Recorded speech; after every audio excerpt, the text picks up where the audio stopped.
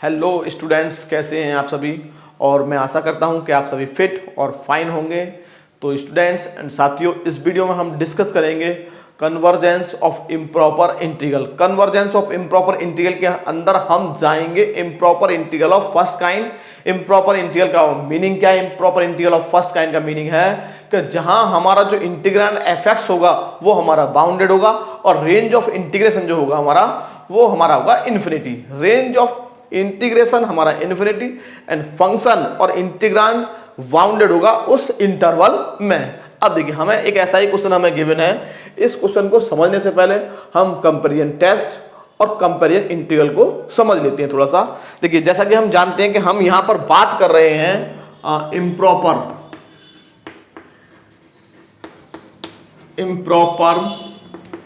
Integral of first kind.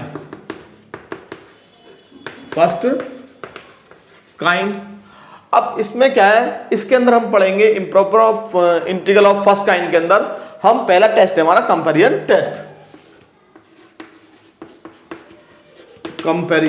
Test. Last video में भी हमने इसको समझ लिया था, लेकिन यहां पर भी जब हम क्वेश्चन कराएंगे तो समझा देंगे। पहले अगर मान लीजिए हमें एक इम्प्रॉपर इंटीग्रल हमें गिवन है a to infinity f(x) dx, तब हमें शो करना है कि ये हमारा जो इंटीग्रल है वो कन्वर्जेंट है।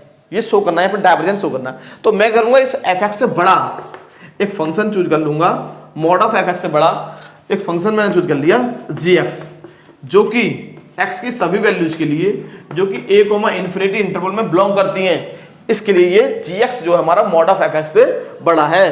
तब यदि हमारा a to infinity gx dx ये जो हमारा इंटीग्रल है ये कन्वर्जेंट है, तो हमारा जो गिवन इंटीग्रल होगा इम्प्रॉपर इंटीग्रल ये भी हमारा कन्वर्जेंट हो जाएगा। नेक्स्ट है हमारा कंपैरिजन इंटीग्रल। कंपैरिजन इंटीग्रल क्या होता है हमारा? देखिए, इसमें हमको एक इस प्रकार का इंटीग्रल गिवन होगा a to infinity 1/x⁴n dx where a is greater than 0। अगर आप इस टेस्ट को अप्लाई करना चाहते हैं तो आपको ये क्लियर करना होगा कि जो हमारा लोअर लिमिट है a वो हमारा ग्रेटर देन 0 है। अब इस केस में यदि if n is greater than 1 है then given integral will be convergent. जो हमारा दिया हुआ इंटीग्रल है वो कन्वर्जेंट हो जाएगा, और यदि n हमारा लेस देन और इक्वल टू 1 हुआ तो ये हमारा हो जाएगा डाइवर्जेंट। इन दो टेस्ट की हेल्प से मैं इसको शो करूंगा कि हमारा कन्वर्जेंट है या डाइवर्जेंट, जो भी हमें फाइन निकलेगा हम उस रिजल्ट को शो करेंगे, फाइन करेंगे, टेस्ट करेंगे। देखिए, अब हमको गिवन है 0 to infinity 1 - cos x upon x²। इसको हमें चेक करना है, और आप देख पा रहे हैं कि हमारा जो इंटीग्रल है 0 to infinity 1 - cos x upon x², ये हम यहाँ पर हमें जो इंटीग्रांड गिवन है 1 - cos x अपॉन x², ये हमारा बाउंडेड है, और रेंज ऑफ इंटीग्रेशन हमारा 0 टू इंफिनिटी। इसका मीनिंग क्या है कि रेंज ऑफ इंटीग्रेशन हमारा इन्फिनिटी है और इंटीग्रांड हमारा बाउंडेड है। इसका मीनिंग ये हो गया कि हमारा जो इम्प्रॉपर इंटीग्रल है वो फर्स्ट काइंड वाला है। कौन सा है? फर्स्ट काइंड वाला। अब आप बोलेंगे भाई यहाँ पर जब हम x को 0 पुट करेंगे ये तो हमें इन्फिनिटी मिल जाएगा। नहीं, ये आपको मालूम होना चाहिए। मैं आपको बता दे रहा हूँ कि लिमिट x टेंड्स टू 0 पर 1 - cos x अपॉन x² हमारा आता है 1/2। इसका मीनिंग क्या है कि ये हमारा बाउंडेड, अनबाउंडेड नहीं है, ये हमारा बाउंडेड है। इसको आप सॉल्व करिए with the help of L hospital rule, तो आपको मिलेगा, यहाँ पर मिलेगा 1/2। इसका मीनिंग क्या है, ये जो हमारा इंटीग्रांड है वो हमारा बाउंडेड है दिए गए रेंज ऑफ इंटीग्रेशन में, राइट। देखिए, नेक्स्ट मैं करने वाला हूँ cos x का मैं एक ऐसा फॉर्मूला खोलने वाला हूँ जिससे मेरा 1 कैंसिल हो जाए। तो मैं थोड़ा सा इसको सिंपलेस्ट फॉर्म में लिख लूंगा। तो मैं यहाँ लिखूंगा इसको 0 to infinity 1 - 2 sin² x/2 upon x² dx। देखिए, लास्ट वीडियो में हमने एक क्वेश्चन किया था, उसी में इसको उसी फॉर्म में कन्वर्ट करना चाह रहा हूँ। लास्ट वीडियो में मैंने एक इसी प्रकार का क्वेश्चन किया था, मैं इसको उसी फॉर्म में कन्वर्ट करना चाह रहा हूँ। देखिए, अब हम क्या करेंगे, यहाँ 1 कैंसिल हो गया मेरा, तो यहाँ मुझे मिल जाएगा 2 sin² x/2 upon x² dx, और इसको मैं क्या लिखूंगा, यहां पर मैं पुट कर दूंगा x/2 बराबर t पुट कर दीजिए, t पुट कर सकते हैं, कर दीजिए x/2 बराबर y कर दीजिए, चलिए y कर देते हैं, तो हमें यहां से मिल जाएगा dx is equal to 2dy। अब देखिए यदि मैं x को 0 पुट करता हूं तो मुझे y मिलेगा 0, और यदि मैं x को इन्फिनिटी पुट करूंगा तो मुझे y मिल जाएगा इन्फिनिटी, तो मुझे यहां मिल जाएगा 2 sin स्क्वायर y अपॉन ये मेरा हो जाएगा x स्क्वायर है ना, तो x का वैल्यू कितना है हमारा, x का वैल्यू हो जाएगा 2y मीन्स 2y का स्क्वायर इंटू 2dy, और मुझे जो यहां से 4 मिलेगा वो मेरा 4 यहां से कैंसिल हो जाएगा, तो मुझे ये मिल जाएगा 0 to infinity sine square y upon y square dy, sine square y upon y square dy, मुझको ये मिल जाएगा। ठीक है, देखिए ये मुझे मिल जाएगा। अब मैं क्या करूँगा, हमारे डेफिनेट इंटीग्रल की कुछ प्रॉपर्टीज होती हैं जिसमें कि हम वेरिएबल को, ऐसे y में है ये, तो मैं अगर इस डेफिनेट इंटीग्रल को x में लिख लूँ तो इससे कोई प्रॉब्लम नहीं है, तो मैं अब इसको फिर से x में लिखने वाला हूँ, तो मैं इसको लिखूंगा 0 to infinity sine square x upon x square dx। अब देखिए अगर मैंने अभी यहाँ पर बताया था आपको कि जब भी हम कंपेरिजन इंटीग्रल वाला जो टेस्ट लगाएंगे तो हमें वहां पर लोअर लिमिट को ग्रेटर देन 0 बनाना होगा, तो मैं इसको ब्रेक कर दूंगा bye the properties of definite integral. Definite integral की प्रॉपर्टीज से हम इसको ब्रेक कर सकते हैं, तो किस प्रकार, भाई 0 और इन्फिनिटी के बीच में एक नंबर 1 भी आएगा, 2 भी आएगा, तो हम इसको 1 पर ब्रेक कर दे रहे हैं, तो मैं इसको क्या लिखूंगा, मैं इसको लिखूंगा 0 to 1 sine square x upon x square dx plus 1 to infinity sine square x upon x square dx, right. अब देखिए ये जो हमारा इंटीग्रल है 0 to 1 sine square x upon x square dx, ये हमारा है प्रॉपर इंटीग्रल। क्यों? क्योंकि हमारा जो इंटीग्रांड है वो बाउंडेड है और जो हमारा रेंज ऑफ इंटीग्रेशन है वो हमारा फाइनाइट है। इसका मीनिंग क्या है, ये हो गया हमारा प्रॉपर इंटीग्रल। कैसा हो गया? प्रॉपर इंटीग्रल,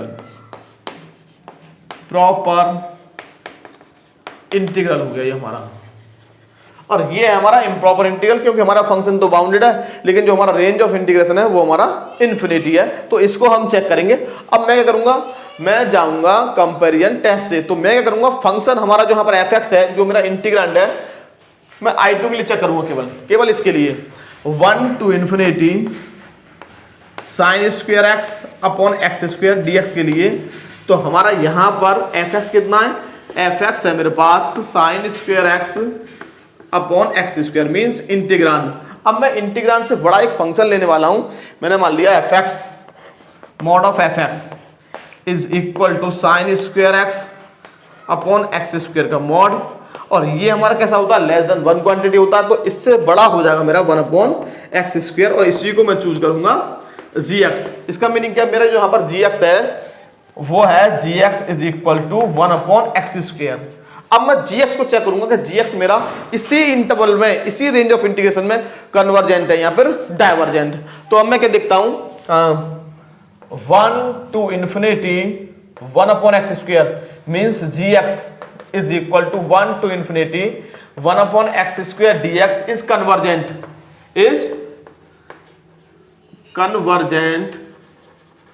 कन्वर्जेंट क्यों है, क्योंकि मेरा जो y कंपेरिजन इंटीग्रल से मेरा जो यहां पर n है वो कितना है, इस convergent y comparison integral, comparison integral test, integral test since here n is equal to 2 and which is greater than 1, मेरा n के वैल्यू यहाँ पर 2 है जो कि 1 से बड़ा है। अब देखिए मेरा जो gx जो हमारा इम्प्रॉपर इंटीग्रल है वो कन्वर्जेंट है। इसका मीनिंग क्या है कि मेरा fx वाला जो इंटीग्रल होगा वो भी कन्वर्जेंट होगा।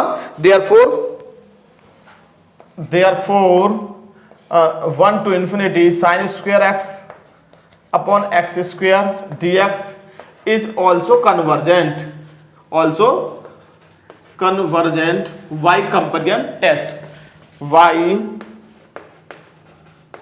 कंपैरिजन टेस्ट, मेरा ये भी कन्वर्जेंट हो जाएगा। इसका मीनिंग क्या है, अब जरा हम थोड़ा ध्यान से देखेंगे कि भाई ये जो मेरा इंटीग्रल है ये भी कन्वर्जेंट है और ये मेरा प्रॉपर इंटीग्रल, और प्रॉपर हमेशा जो हमारा इंटीग्रल होता है वो कन्वर्जेंट होता ही है, क्योंकि प्रॉपर इंटीग्रल जो होगा वो हमेशा हमें एक डेफिनेट फाइनाइट नंबर देगा। अब ये भी मेरा कन्वर्जेंट, ये भी मेरा कन्वर्जेंट, इसको मेरा नाम दे दे रहा हूं I1 प्लस I2। अब I1 प्लस I2, I1 भी कन्वर्जेंट, I2 भी कन्वर्जेंट, इसका मीनिंग क्या है, सम, उन दोनों का जो सम होगा वो भी कन्वर्जेंट होगा, और ये कन्वर्जेंट है तो हमारा जो इंटीग्रल है वो कन्वर्जेंट हो गया by comparison and comparison integral test से। अब हम लास्ट में लिख देंगे therefore given integral is convergent. तो मैं यहां पर लिखने वाला हूं, थोड़ा सा इसे रफ कर दे रहा हूं, देखिए, since I1 is a proper integral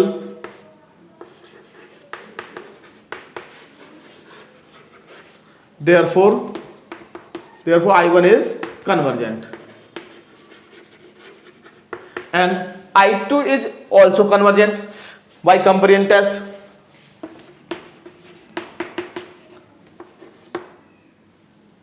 Also convergent by comparison test. Therefore I1 plus I2 means ये I1 plus I2 क्या है मेरा, वही तो ये है। Therefore I1 plus I2 is equal to 0 to infinity 1 minus cos x upon x square dx is also convergent। यही हमें शो करना था। बहुत ही बढ़िया और बेहतरीन क्वेश्चन है। इस प्रकार आपको करना पड़ेगा, VSC फर्स्ट सेमेस्टर में आपको मिल सकता है। नेक्स्ट क्वेश्चन देखिए मैं क्या लेता हूं।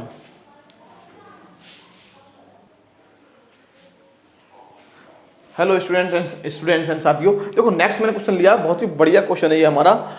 So that the integral 0 to infinity e to the power minus x square dx is convergent।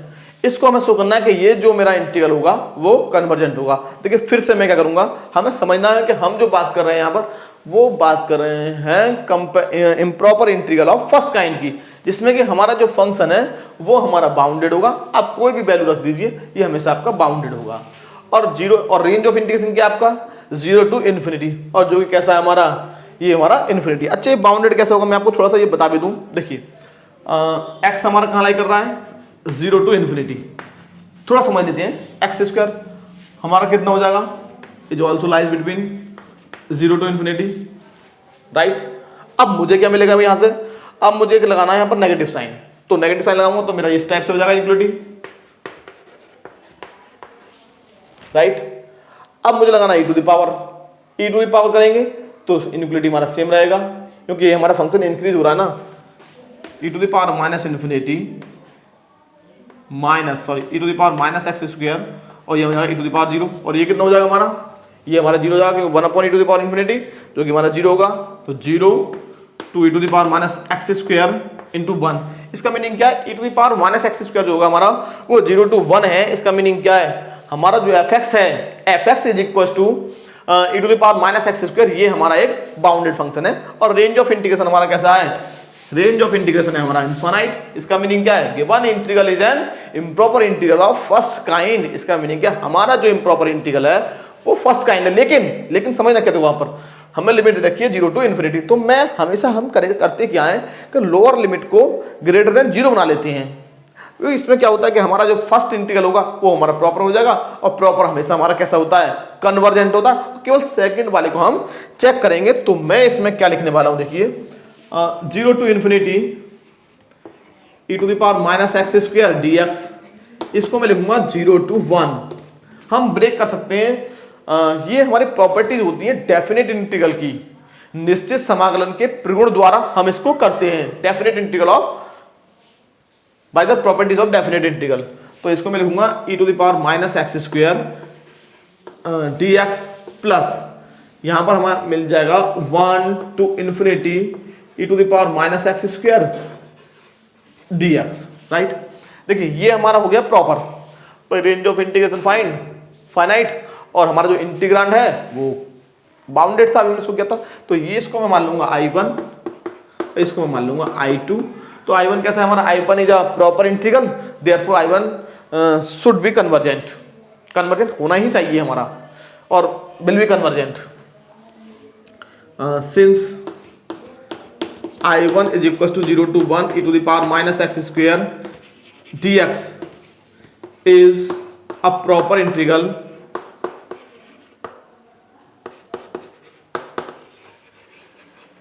therefore I1 will be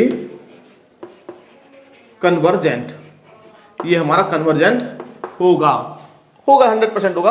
अब हमें केवल I2 को चेक करना है, तो I2 को देखो हम किस तरह कैसे चेक करेंगे, हम फिर से कंपैरिजन टेस्ट से हम जाएंगे। कंपैरिजन टेस्ट हम किस प्रकार से अप्लाई करेंगे ये हमको समझना है थोड़ा सा।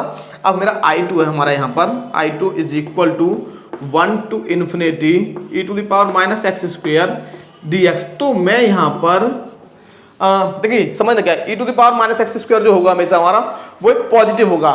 भाई पावर के नेगेटिव होने से क्या फर्क पड़ता है, उसे हम नीचे ले जाएंगे तो रहेगा तो पॉजिटिव ही, वो तो पॉजिटिव रहेगा। अब हमें समझना क्या है, यहाँ पर हमें फंक्शन f(x) जो है वो मेरा वो है e to the power minus x square।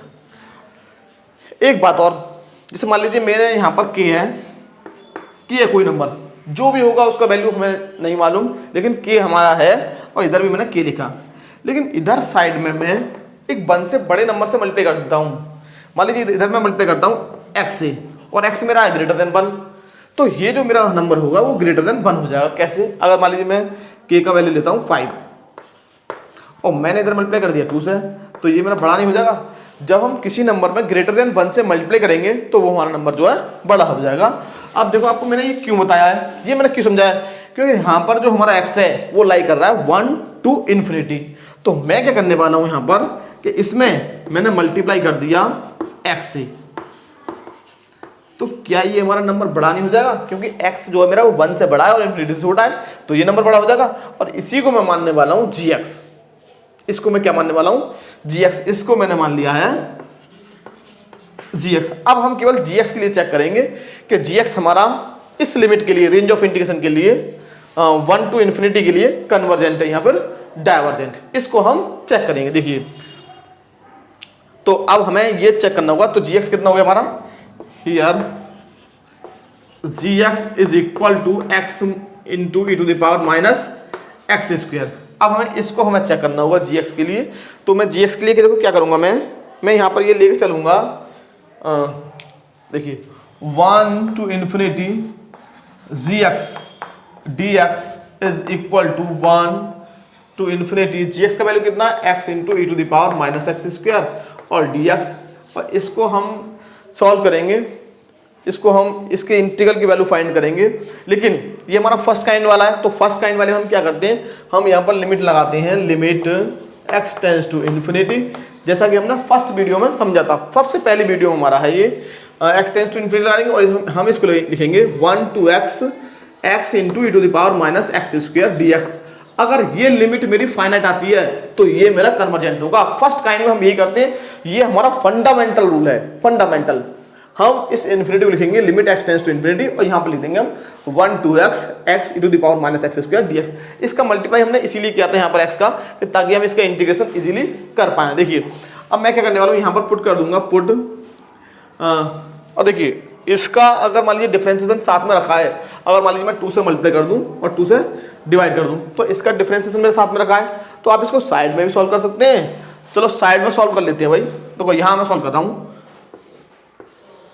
ये हमारा 1 to x e to the power minus x square dx, तो हम यहाँ पुट करेंगे x स्क्वायर बराबर y, तो मुझे क्या मिल जाएगा, मुझे ये मिल जाएगा, देखिए ये हमें मिल जाएगा 2x dx is equal to dy, right.